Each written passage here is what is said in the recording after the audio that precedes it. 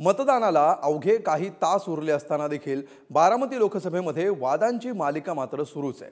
प्रचारादरम्यान अजित पवारांच्या कार्यकर्त्यांना मडकं फोडल्याचा मुद्दा सध्या जोरदार गाजतोय। शरद पवार गटाच्या नेत्यांनी या प्रकारावर जोरदार आक्षेप घेतलाय आणि त्यामुळे मतदानाच्या पूर्वसंध्येला आरोप प्रत्यारोपांची मालिका रंगली आहे। हा जर डेरा या ठिकाणी फुटला, मडकं फोडलं त्याचा अर्थ काय की तुम्ही कशाची वाट बघता? साहेबांची जायची। बारामतीत राष्ट्रवादीच्या पदाधिकाऱ्यानं भर सभेत मडकं फोडल्यामुळे रान पेटलंय। माळेगावात अजित पवार गटाचे पदाधिकारी रविराज तावरेंनी लोकांसमोर मडकं फोडलं। आमदार रोहित पवारांनी सांगता सभेत तावरेंचा मडकं फोडल्याचा व्हिडिओ दाखवला। या कृतीवर आक्षेप घेत अजित पवारांवर हल्लाबोल चढवला। जर एवढे कष्ट करून दादांनी हे सगळं केलं असेल तर 7 तारखेला आपण जर दादांच्या मागे उभा राहिलो नाही तर दादांच्या डोळ्यात अश्रू येणार आहेत। दादांना काय फरक पडणार नाही, दादा थांबतील, पण फरक पडणार आहे आपल्याला। हा जर डेरा या ठिकाणी फुटला तर उद्या आपल्याला पाणी प्यायला मिळणार आहे का? मग असा हा डेरा फुटला तसा 7 तारखेला आपण दादांना हे करायचंय का? दादांना पाठ दाखवणार आहे का? आपण दादांच्या मागे उभं राहायचंय। मलिदा गँगचा एक मोठा सदस्य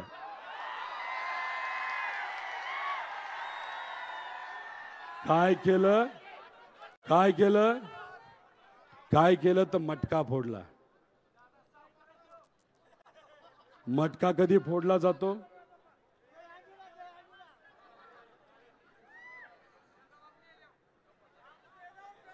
तुम्हाला माहिती ना कधी फोडला जातो? माळेगावच्या सभेत अजित पवार गटाचे पदाधिकारी रविराज तावरेंनी लोकांसमोर मडकं फोडलं। सुनेत्रा पवार विजयी झाल्या नाहीत तर आपल्या पाण्याचा प्रश्न निर्माण होईल असं ते मडकं फोडताना म्हणाले। मात्र जितेंद्र आव्हाडांनी या कृत्याचा निषेध करत हा प्रकार अघोरी विद्येतून घडल्याचा आरोप केलाय। मडकं कधी आणि का फोडलं जातं हे वेगळं सांगायला नको। मडकं फोडणं आणि अघोरी विद्या यांचा परस्पर संबंध आहे। अघोरी विद्या करणाऱ्यांच्या सोबत नेहमीच एक मडकं असतं। मृत्यूचा संकेत मडक्यातून दिला जातो। बारामतीच्या सभेत जे घडलं ते अघोरी विद्येतून घडलंय। मडकं कोणी फोडलं, कशासाठी फोडलं यापेक्षा पुरोगामी शरद पवार साहेब यांच्या बारामती परिसरात मडकं फोडलं गेलंय। हे मडकं फोडायला ज्यानं सांगितलं त्याच्या मनालाच हे मडकं का फोडलं हे माहीत असेल, पण जे झालं ते वाईटच झालं असं त्यांनी म्हटलंय। पण साहेबांबद्दल जे भाजपचे मोठे मोठे नेते जे काय बोलले, दादा जे काय बोलले आणि इथं जे लाभार्थी गँग आहेत त्यांनी तर मडकं फोडलं त्याचा अर्थ काय की तुम्ही कशाची वाट बघता? साहेबांची जायची, हे आम्हाला पटत नाही। संपूर्ण महाराष्ट्रभर छाती काढून सांगतायत असं झालं।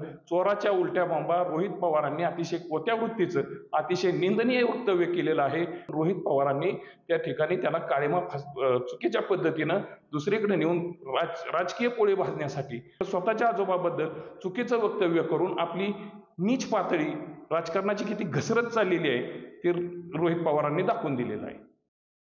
बारामती लोकसभा मतदारसंघात सुप्रिया सुळे आणि सुनेत्रा पवार असा थेट सामना रंगतोय। मात्र ही लढत ज्येष्ठ नेते शरद पवार आणि उपमुख्यमंत्री अजित पवार यांच्या अस्तित्वाची मानली जाते। त्यामुळे प्रचाराच्या सांगता सभेत रोहित पवार भावनिक झाल्याचं बघायला मिळालं। पण यावरून अजितदादांनी रोहित पवारांची नक्कल करून दाखवत हा रडीचा डाव असल्याचा टोला लगावला। तर ईडी सीबीआयच्या कारवाईवेळी दादांच्या डोळ्यात कसे अश्रू आले होते याचा दाखला देत रोहित पवारांनी पलटवार केला।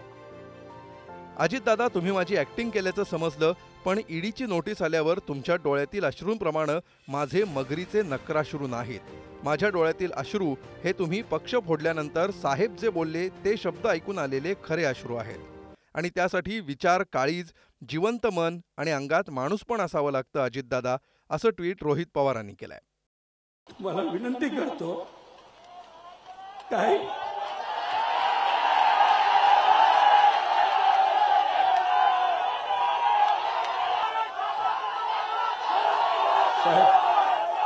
मी तुम्हाला विनंती करतो,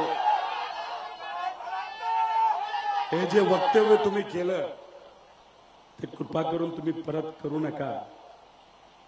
तुम्ही आमचा जीव आहात, तुम्ही आमची आत्मा आहात।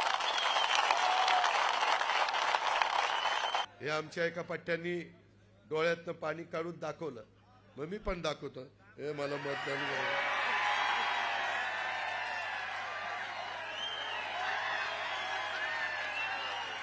अरे काय ही असली नौटंकी बारामतीकर खपून घेणार नाही. तुम्ही काम दाखवा, तुमचं खणखणीत नाणं दाखवा. ठीक आहे, हे झालं रडीचा डाव. दादा नाटक करतात, नाटक करत असताना डोळा मारतात. तुम्ही ह्या भावनांना जर तुम्ही एवढं लाईटली घेत असतात, तुमच्याकडे पैसा आहे दादा, तुमच्याकडे भाजप आहे, पण त्याच्यामुळे तुमच्याकडे अहंकार सुद्धा वाढलेला आहे. दादा तुम्ही रडीचा डाव करत नाही का? रडीचा डाव कोण खेळते? तुम्ही काय म्हणता, हे मी आणलं, हे मी आणलं. अहो सत्ता आणली नसते तर तुम्ही आणू शकला असता का? आणि तुमचा दम आहे का सत्ता आणायचं?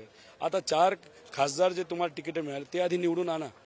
फिल्मफेअर अवॉर्ड आता हल्लीच गेलेला असं आम्ही ऐकलं. त्याच्यामध्ये कदाचित कॉमेडीचा अवॉर्ड द्यायचा राहिला असेल, तो रोहित पवारांना जाहीर झाला असता तो अतिशय अयोग्य असता. कारण का दिला गेला नसेल तर मी फिल्मफेअर वाल्यांशी बोलतो आणि रोहितच्या घरी पाठवतो. कारण का असे शेवड्या मुलांसारखं रडणं हे काय पवारांच्या रक्तात नाही. म्हणून हा नक्कीच बाहेरचा पवार आहे, याच्यावर शिक्कामोर्तब झालेला आहे. बारामती लोकसभा निवडणुकीमध्ये सुप्रिया सुळेंविरुद्ध सुनेत्रा अजित पवार सामना आता विचित्र वळण घेऊ लागलाय. आरोप प्रत्यारोप टीका इथपर्यंत ठीक होतं, पण आता भर सभेत मडकं फोडण्याची विचित्र आणि आक्षेपार्ह कृती केली आहे. या कृतीनंतर समर्थन आणि सारवासारव करण्यात आली असली तरी राजकारण तापलंय. आता हे राजकारण कुठपर्यंत जाणार हा प्रश्न या निमित्तानं उपस्थित होतोय. जयकुमार जाधव, पुढारी न्यूज, बारामती.